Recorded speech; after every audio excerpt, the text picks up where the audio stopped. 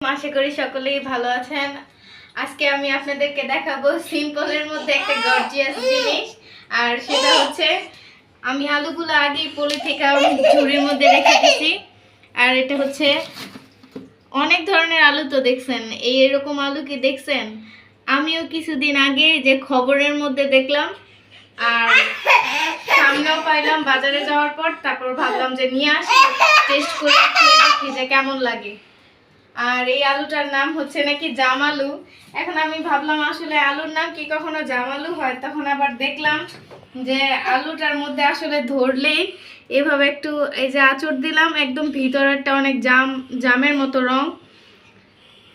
আর সত্যি এই জন্য এটার নাম দেওয়া হয়েছে মনে হয় জাম আলু। এটা আমি কখনো খাই নাই, এই প্রথমই নিয়ে আসছি। আর এই আলুটা নাকি 100 টাকা কেজি। চলেন কথা না বাড়িয়ে আজকে আমি আপনাদেরকে দেখাবো জাম আলুর ভর্তা, আর এটা খেতে কেমন লাগে সেটা সম্পর্কে আপনাদেরকে বলবো।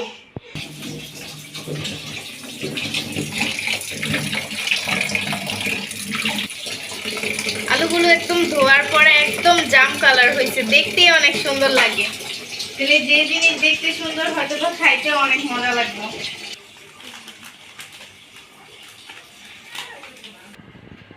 এখন আমি আলুগুলো সিদ্ধ করব।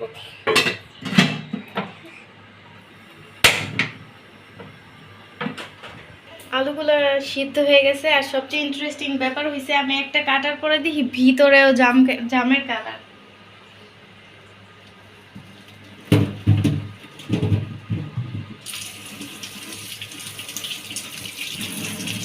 এর মধ্যে আমি পেঁয়াজ আর কাঁচামরিচ গুলো ভেজে নেব।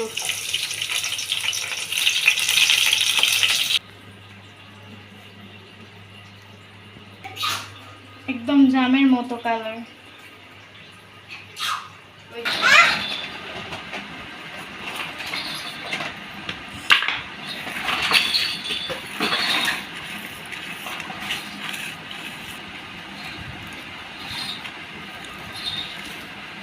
জামের মতো কালার।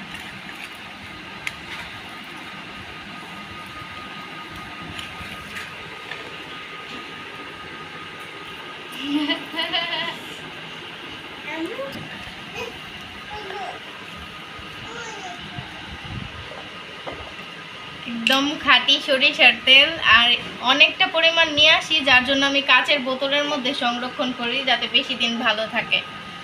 সরিষার তেলের ঝাঁজটাই অন্যরকম।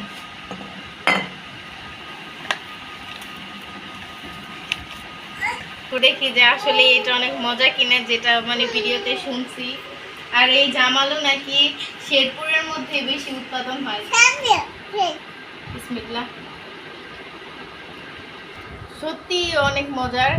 আর এর মধ্যে যদি একটু ধনিয়া পাতা দেওয়া যেত আর শুকনা মরিচ, তাহলে আরো বেশি মজা লাগতো। সবাইকে অসংখ্য ধন্যবাদ আমাদের ভিডিওটা দেখার জন্য। আর আমাদের ভিডিওটা যদি ভালো লাগে আমাদের চ্যানেলটা অবশ্যই সাবস্ক্রাইব করে আমাদের পাশে থাকবেন।